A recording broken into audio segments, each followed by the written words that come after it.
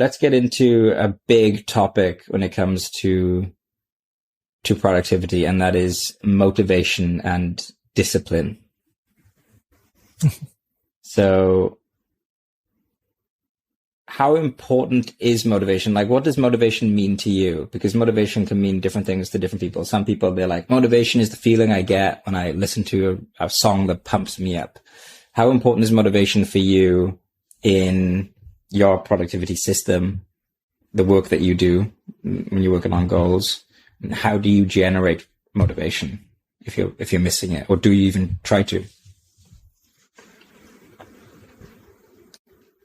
This is almost a very similar pattern to the Training Wheels habit app. Motivation is helpful to kick things off, but not worth basing the entire system around, because motivation is so fickle. It's so fickle. It can disappear in 5 minutes if you get distracted.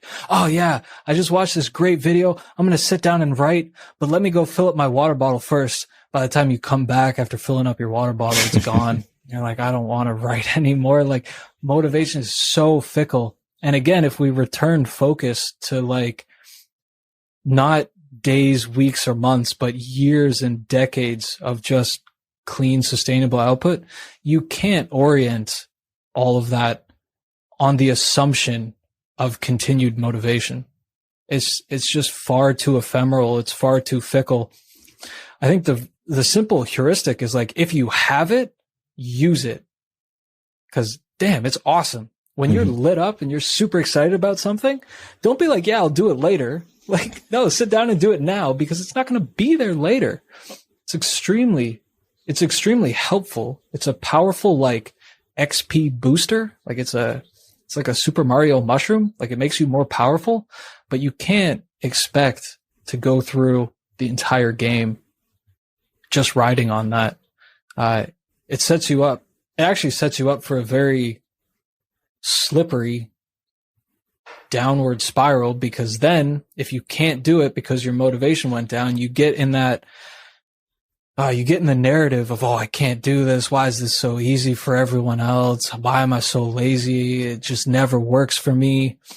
And I mean, again, it's because you were basing it off of something that disappears as quickly as it comes. Like, you just can't orient around motivation. But again, if you have it, absolutely fantastic. There's another frame I really have come to believe more deeply around motivation, which is motivation is the thing you need to do the work that you don't like. Like, if there was something that truly called to you, that like really just wrapped itself around you and pulled you through time and space, like, this is a calling, this is something that bubbles up inside of me naturally, you don't need motivation to sit down and do that. Like, you really don't. Again, if motivation shows up alongside that, I guess you would call it like intrinsic desire, fantastic. Now you have two amazing forces pushing you forward. But I think it's worth actually, again, having people like sit down and take stock of probably the thing you need motivation to do is a whole bunch of stuff that you don't want to do. Yeah. The goal might be beautiful. Like, for me personally, here's a direct example from my life. I always needed motivation to like get up and go to the gym. I was like, I know taking care of my body, developing some strength, be really good for me. That principle, fantastic. Awesome. I always depended on motivation to get my ass to the gym because it just didn't come naturally. And I thought, again, it was kind of black or white. It's like, if I care about my health, I'm going to go to the gym and lift weights. And it just never worked. There was absolutely no intrinsic desire for that.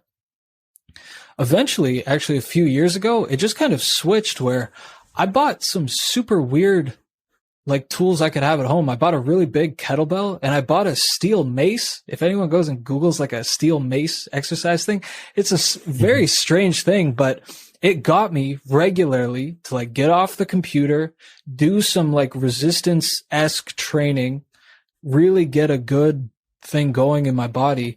And it was so much fun for me flinging these weird training devices around that I didn't need to be motivated to do it.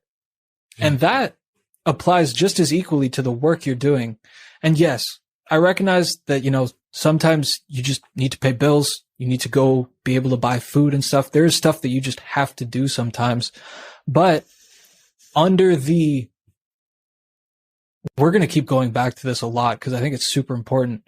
Under the assumption of you playing a very long game, like a decade level game, actually that argument doesn't hold up because you won't be tied to a job forever unless you choose to be. You can always transition. You can always start building something that could then sustain you. Yes, it takes a while. It might not happen in 3 months. But I think the conversation around motivation is really toxic. Yeah. It's really toxic. And yet it is paraded as like the elixir, the magic trick that will fix everything for you. And again, this is what I mean by the kind of unfair, untrue, and unsympathetic stance of the current state of the union, which is like you're telling a bunch of people to use something that is extremely fickle, highly ephemeral, of course, knowing that when it doesn't work, which it eventually won't, that they'll just fall into a self-blaming act again because you've put the entire responsibility on the person. And that's just completely unfair when I think, and I've, I guess, slowly been working to build and discover, there is a level of structure, like maybe you could call it creative scaffolding, that you can set up that A, really helps take care of lack of motivation, and B, really investigating what actually calls to you, what you wouldn't need to be paid for to do anyways. Because if you just relentlessly go towards those things, I guess you could call it motivation, you'll find that the energy to show up for that is almost always there. Yeah, you have natural energetic waves throughout days, weeks, months, years where you might not want to work on it. But damn, having an intrinsic desire be the fuel source rather than fickle motivation or productivity hacks or chemical cocktails be that source of energy is far more sustainable and a lot more fun. Period.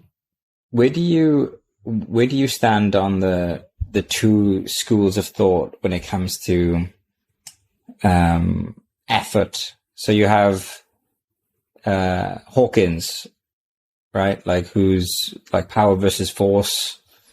And I've spoken to Jordan Bates about this kind of thing. Like it's the kind of like the woo way, like the effortless action type stuff where you kind of like trust in the flow, in the Tao, and you're kind of being carried along by a current that is like intuitive and creative, and you only do things that are aligned with your highest excitement, right? There's like that's one school.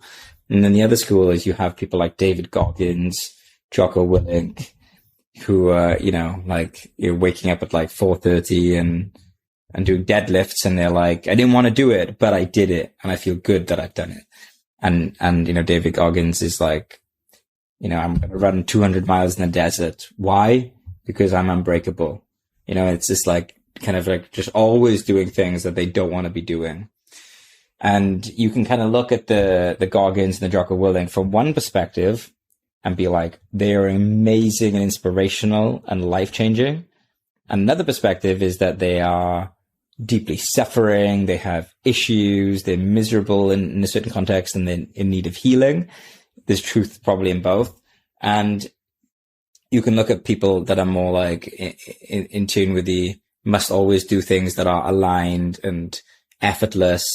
And you could say, well, those people from one perspective are very kind of awake and kind of like high level on the spiritual path. But from another perspective, you could say that they are making excuses for not actually being able to ride the wave of discomfort that comes from doing things that are difficult.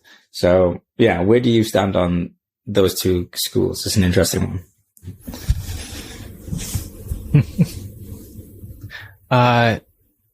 an ideal world, I'd like to say that I stand somewhere in between them. I think I've definitely fallen to either side of the spectrum fairly easily and fairly frequently. I mean, we can look at both of them. One of the things, and again, given our work in the world that we inhabit with high existence in the dojo, I've definitely come across a lot of the flowy, super aligned, listen for the signals. I'd probably root myself in that camp more now than in the just do it, but I definitely started in the just do it camp, and I doing a kind of pendulum rebalancing. So one of the things with the alignment way thing is, until you have actually put yourself through, which is actually a level of exploration or effort. Some of this stuff is also a semantic argument, which isn't necessarily helpful, because what do you mean by effort? True. But one of the things I see from a lot of people, and questions I've gotten from a lot of people in our programs, is how do I know what is an actual signal in my body? Like, how do I know what I'm being directed to? I can't discern. It's not obvious to me if I have 4 opportunities, which one is the thing that I'm supposed to just naturally flow to. Because I think you can definitely have some signal that is more obvious or stronger, or like an alarm blaring. And then it's like, okay, obviously go that direction. But actually, sometimes it's not that apparent. You know, should I take the opportunity to train and practice with this team, or should I keep going on my own, even though the project is super small, it's not paying for my life yet? It's not always obvious to people which one is the right way. And then you end up, I think, as a lot of the living in alignment space does, in just, you're not going anywhere. You're just sitting there waiting for this hyper obvious signal, which might be 16 steps down the path. But because you're waiting to take the first step, you never see it. You never listen to it. And actually, I think this is what one camp has to learn from the other, which is actually go through the process, right? This is productivity in a way, is a mastery process. Like, show up continuously for it, and you'll actually develop your discernment and your sensitivity to those signals a lot more. And then it becomes actually much easier to figure out, this isn't in alignment. This is definitely where I should go. But that's actually a skill that, in a way, you need to put in effort to cultivate. So it's a little paradoxical. On the Goggins Jocko camp and Gary V, I mean, the hustle culture, get shit done. And again, I don't want to just talk about these guys specifically, because this is a whole school of thought. They just happen to be some of the more prominent faces in it. But I mean, if you've chewed through any amount of particularly Goggins, but also Jocko to some level, if you've chewed through any of their content, it's fairly apparent to me that these guys carry some deep trauma. Like Goggins shares it almost quite openly, right? He had a very difficult upbringing, and there's the person, he literally made Goggins, right? He's spoken about that before. Like, Goggins was created as a response essentially to pain growing up. And so of course he becomes the unbreakable, untouchable, endurance, strength, willpower guy, right? He's a living persona. I think I would argue Jocko has that to the same, maybe not to the same degree, but I mean, dude was in the army, did some unreal deployments, has lost an unbelievable amount of friends and colleagues and comrades. I don't know. I think there's a stronger word he would probably even have for those relationships. And yeah, I think there's a sense of like a duty of like, make something of yourself, because all these people you've known no longer even get the chance to live their own lives. And I do think there's a fuel source that fuels that space that is worth investigating. I personally love as well, just you're capable of way more than you think. Yeah. And actually, it is very fun game to put effort, to actually show up to being like, what can I do? Like, what am I literally capable of? Yeah, I think just the spiritual aversion to like effort and discipline and structure and forcing is in itself probably not the healthiest relationship. It's actually worth investigating. Like, if you're resistant to any kind of efforting, whatever you mean by that, that's worth investigating too.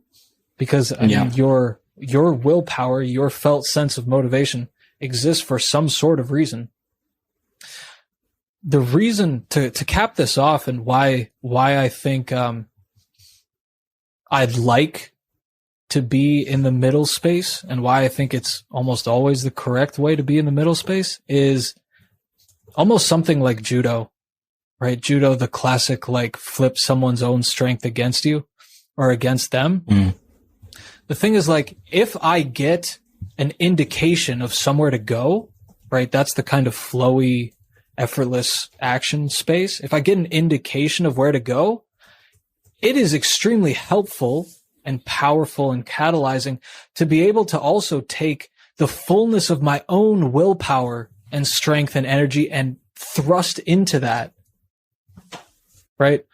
So I guess it's like a 1-2 punch. I think I would argue now that the sensing, flowy, watching for natural signals comes first. That is the thing telling you where to go. The little voice in your conscience or your daemon that says, go this way. But once you have the slightest direction, absolutely take the fullness of your effort, strength, and power and push it along and sprint alongside that. And then, of course, these things become a reciprocal feedback loop where as you move in that direction, you'll A, increase your sensitivity to know where to go next, and B, get a next step signal, and then you just keep doing that. And because I would argue, I don't think everyone agrees with this, I would argue that the signals and the desires that bubble up naturally in you are on your side, they're in your favor, and they will take you towards a life that is unbelievably perfect for you.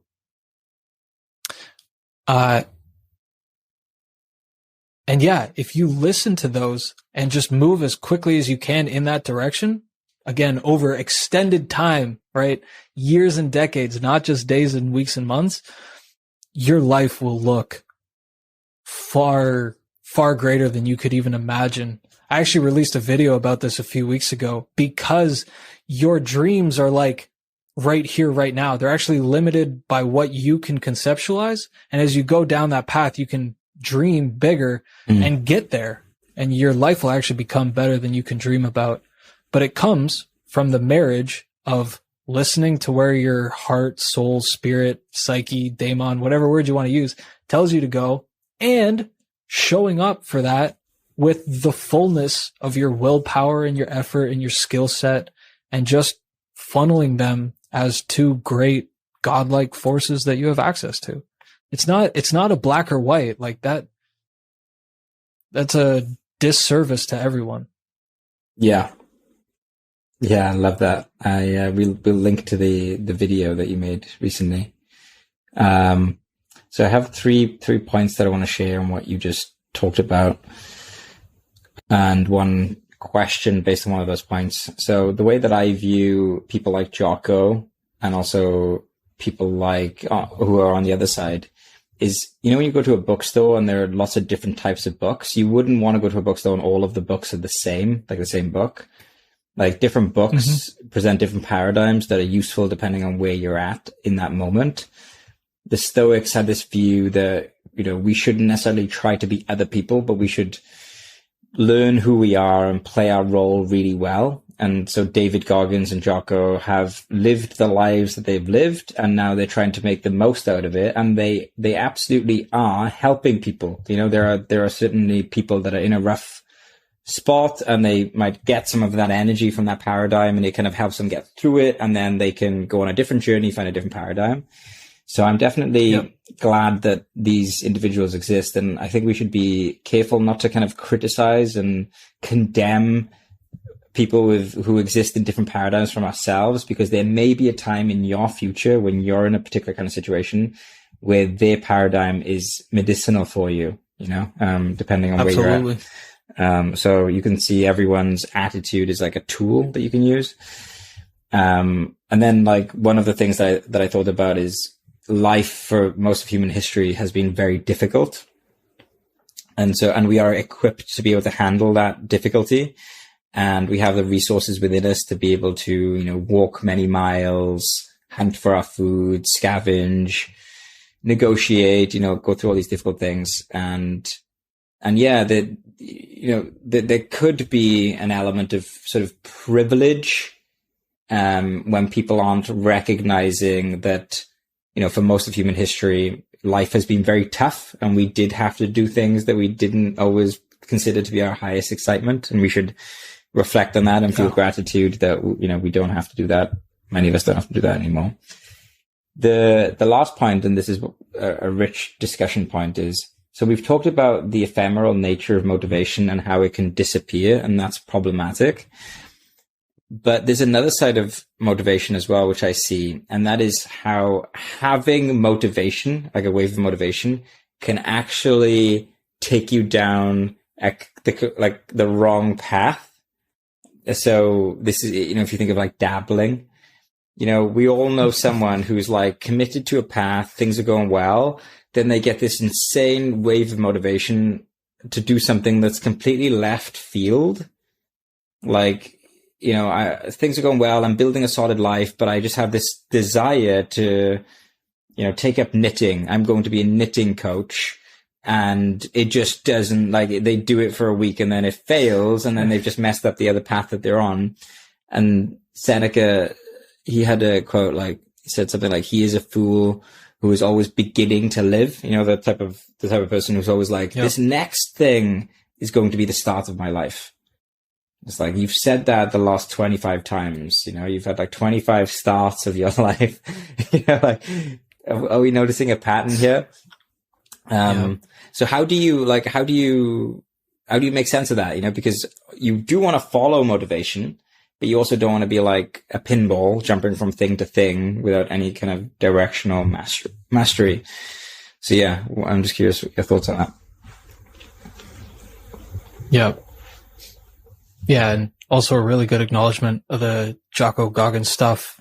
Like, yeah, everyone is literally doing their best all the time, and it's up to you to figure out what is best. This is a Bruce Lee line, right? Take what is useful, discard what is not, add what is uniquely your own. That applies to this context and conversation just as directly as it does to anything else. Yeah. Like, yeah, again, even the stuff that we're saying, like, investigate it for yourself. Like, don't just take it in from people. This is just subjective experience of a few people. And it may work fantastic for you, and it may not work at all. Yeah.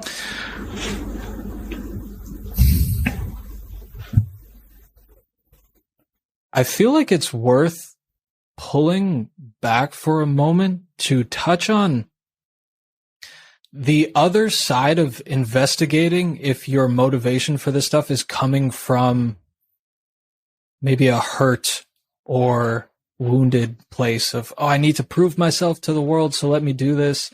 Let me show everyone how much I can do and how great I am, right? Let me demonstrate it with my productive output to society. That's only one side of the equation. There's another side of the other, I think, I would argue, healthier, more positively valent side of it is, wow, I sense that I have absolute greatness inside of me. I feel like I'm on the edge of this masterpiece or this great gift, and I want to like give whatever it is. Maybe it's my words, maybe it's my actions, maybe it's service, maybe it's a company, whatever it is. You can sense that you have something beautiful in you to contribute. And actually, I would straight up say you do. By nature of existing on this planet at this time, you have something fundamentally necessary for the world, or you wouldn't be here. And trying to the best of your ability to crystallize or clarify to yourself what that is will be, again, probably significantly more helpful for you than any tool, trick, technique, because I've been calling them North Stars.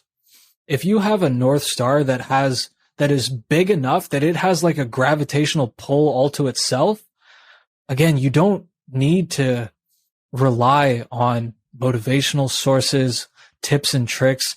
This thing just shines in your existence all the time of like, wow, I'm doing this. I'm going towards this. This thing lights me up every single day. And it can be anything. It can be self-mastery. It can be contribution to the world. It can be creating a new society. It can be whatever you want. It can be birthing art into the world. But I think it's really important, particularly for the motivation discussion, because if you handle the kind of healing work of no longer coming from a kind of justifying position of let me prove myself, I feel empty, let me demonstrate my greatness. If you don't actually counter that with where are you going, you end up in this void space of, just kind of looking around like, okay, where do I want to go now? Like, what should I aim towards? And it actually becomes very stagnant and mundane. And often over enough time, it becomes anxiety producing because you're like, God, I want to be doing something, but I don't want to do it if it's not perfectly aligned. Like, actually develop the North Star for yourself. What are you pursuing? What vision of humanity or your own future is so great that it can pull you towards motivation, that it can really know that it brings up that desire and motivation in you. Yeah, I feel like that was super important to bring up. For sure. Yeah. Can we talk a little bit about like concrete examples of fuel types in relation to motivation? So we've kind of been talking about this, but in a non-explicit way.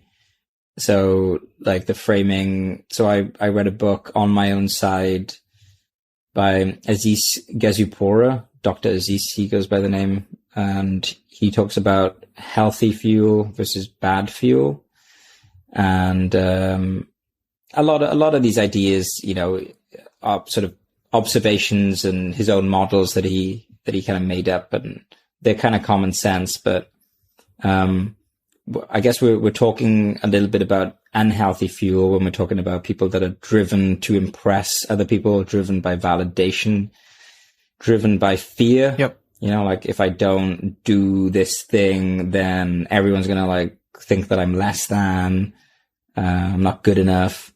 So many people, and this is true for myself as well, which is interesting to admit, almost like driven to outdo the bullies from high school.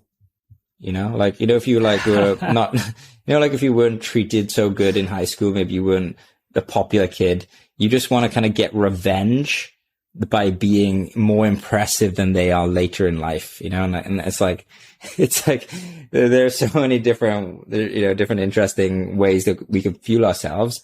You might even see rappers that are like upfront about this, and like every song that they rap about is like, I have more money than you, I'm cooler than you, like I have a better girlfriend than you, whatever. Like, and it's just a constant, I'm better than you on every song. Which again is like, doesn't sound like clean fuel. I'm sure there is some clean fuel mixed in the creative process for many musicians as well. Of course, it's a balance, but yeah, what do you have to say on the clean fuel versus dirty fuel? And also to bring it back to more of a personal touch, what is your own relationship to this? Like, did you used to be driven more by unclean fuel in the past, when you were working in startups, and like, how has that shifted for you now? Yeah, this is fundamental. This is absolutely fundamental. And there's even something worth recognizing, like, it is a important signal, I think, for everyone to take in, like how long we're spending on theory or subtlety of this stuff, because actually sorting this out is like the 80% of the Pareto principle. Like if you can really chew on this, you will almost naturally, this is the kind of effortless part. If you can sort this stuff out, the system, the techniques, the like showing up consistently, that will iron itself out. Honestly, chewing on this stuff is absolutely fundamental. I think you nailed a lot of the, toxic or negative fuel sources. I almost boiled it down to like fear and justification, right? Justifying yourself. And actually, again, I think most of us, certainly myself included, would be uncomfortable if we could objectively demonstrate like how much of your motivation and even your entire personality finds its origins like way back in that one teacher that just told you that you were never going to do anything significant, or that you were just the class clown and no one could take you seriously. Like entire personalities, entire societal personalities are like formed around this of like, the one bully who's like, you're never going to do it. And you have just fundamentally internalized that and is like, I'll show you. Look at all this stuff I've done. And it, of course, never becomes enough. This is the hedonic adaptation. This is the vicious cycle. This is, but I have one mansion, but now that guy has two. And if that bully from high school saw it, he would just say, I didn't have two. So now I got to go get two. And it's like, it literally just does not stop. So fear, resentment, justifying. I mean, this one, justifying in my frame and theory goes back really, really far, like ancient religion far. This is like the idea of original sin. You are incomplete. You need to be saved. Prove your worth so that you can come up to the Holy Land when you die. Because if you don't, the other option is not very exciting. And I mean, that's a reasonably compelling argument. And of course, then this seed of, this religious origin then took root and found its way into two camps, right? Catholicism or Protestantism. And of course, Protestantism, the Protestant work ethic, right? Idle hands do the devil's work. Literally, you can guess which category were the ones who crossed the seas and started seeding North America, right? We find our origins in the Protestant cultures. And this is, again, the modern day cult of busyness to me is just the continuation. It's the modern day secular continuation of idle hands do the devil's work and prove your worth as a human so that so that you can go somewhere better when you die. Like, I think a lot of people have, maybe not as a accessible like visual image, but in the back of their head have this. This is even in Egyptian culture. They were super explicit with this demonstration. When you die, your soul, your being, your worth will be weighed against something.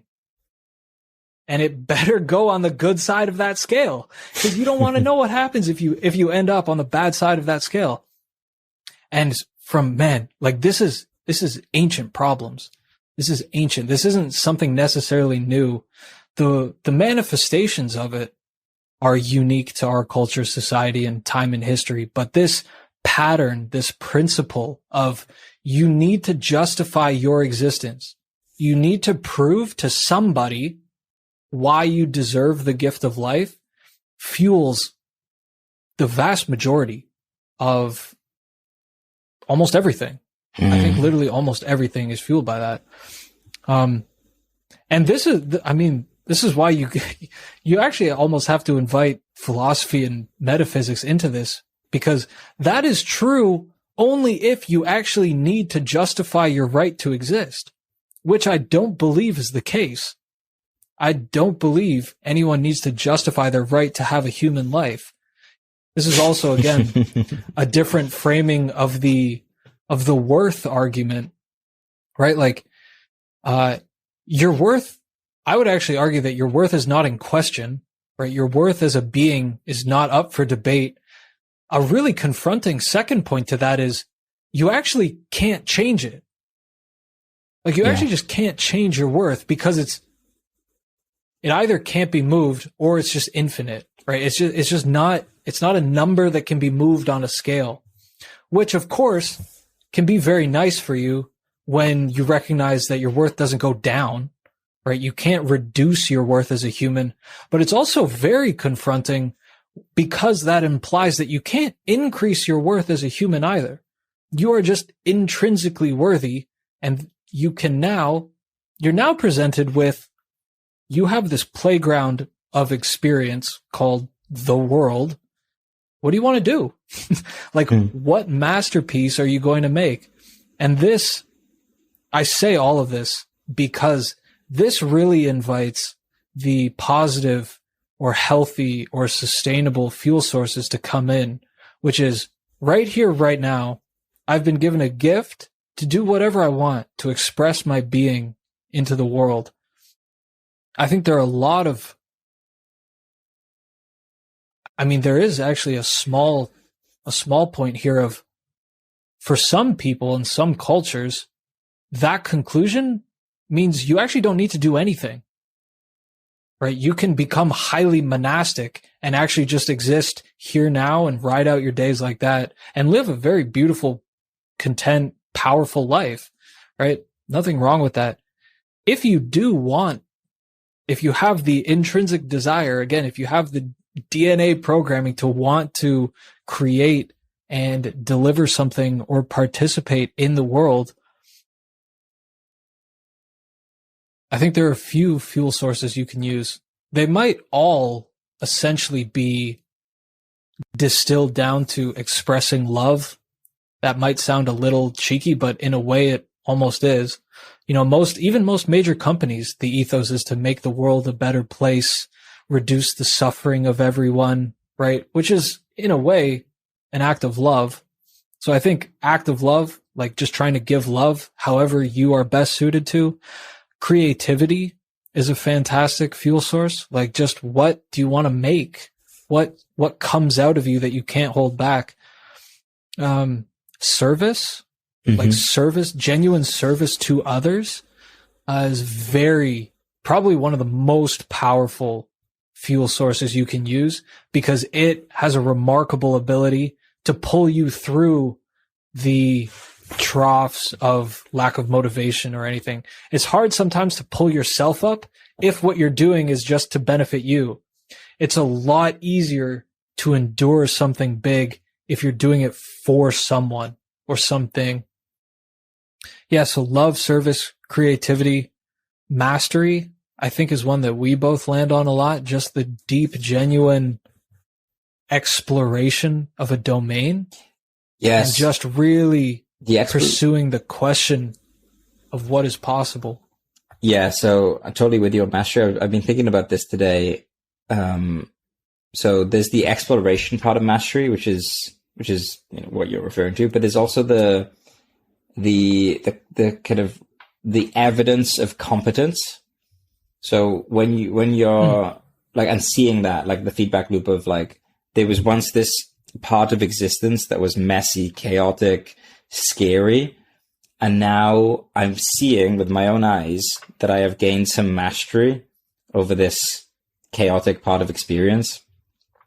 And in my own example, I did jujitsu training this morning, and feeling and seeing that, like I'm moving my body in such a way, based on practice, refinement, understanding, theory, leaning into discomfort. I'm moving my body in a way now that feels effortless to me.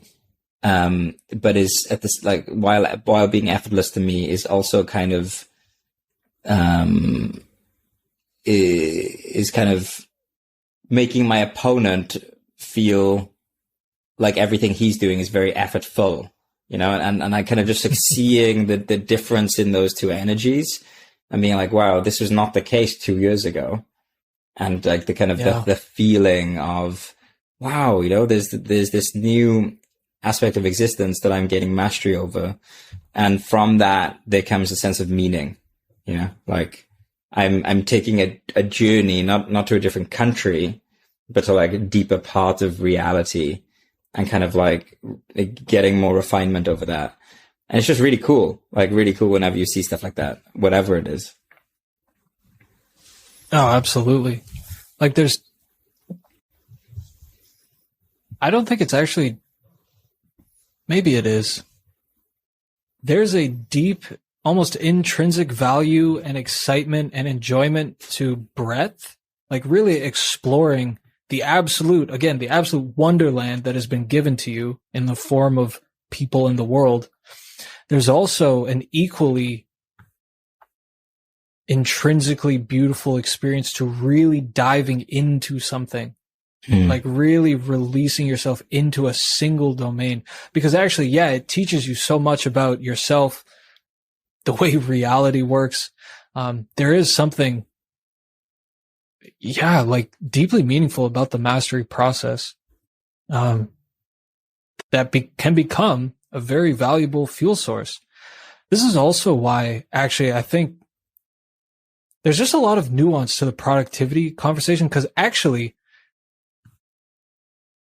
you can take the speed, scale, and quality of the stuff that you release as a mastery process too. Like even productivity can be a mastery process. Your own output can become, just like endurance running, a kind of self-imposed challenge. What can I actually do? What am I actually capable of? But you'll notice that intention is incredibly different than I'm going to show you what I can do. Yeah. Same thing and same manifestation of like, look at my output, look at what I can do, look at how I'm showing up. But where you're coming from is a night and day difference. And that's really what we've been pointing to with the fuel sources and the intentionality here, is like on the surface, all of this stuff will look the same, but man, it comes from entirely different places. And I would argue that actually paints and filters and colors whatever is actually made and released into the world. Like the intention of it matters and where it comes from.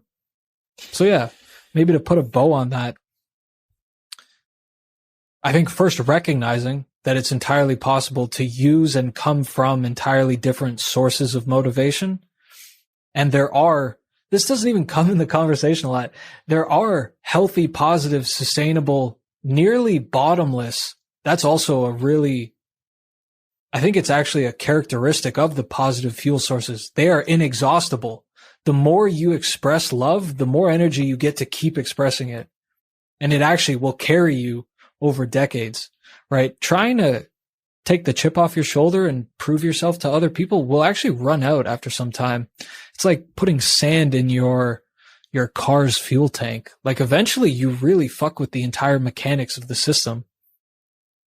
Yeah, toxic fuel sources run their course at some point. It might take a long time, but there are a lot of people who get their midlife heart attacks. There are a lot of people with a lot of regrets on their deathbed. The payment for toxic fuel source comes due eventually. And why would you inflict that upon yourself? Like for a few like short-term years of maybe gain, status, privilege, prestige, like it's not worth it. Yeah. And to also loop back to the toxic productivity thing, this is a very important point, is that we talked about some of the dangers, pitfalls of toxic productivity. I am aware of many people that are using productivity tips, tricks, the kind of systems that we're going to be going over in this course, to really hit their highest excitement, to fulfill their greatest ambitions. Like Jordan Lejeune is someone that comes to mind.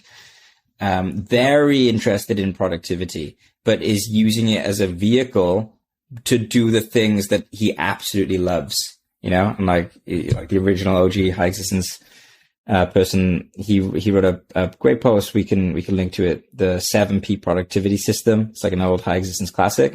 But there are some gems in there, and And yeah, like that's how productivity should be used. And I like what you said about productivity in itself can be a mastery project.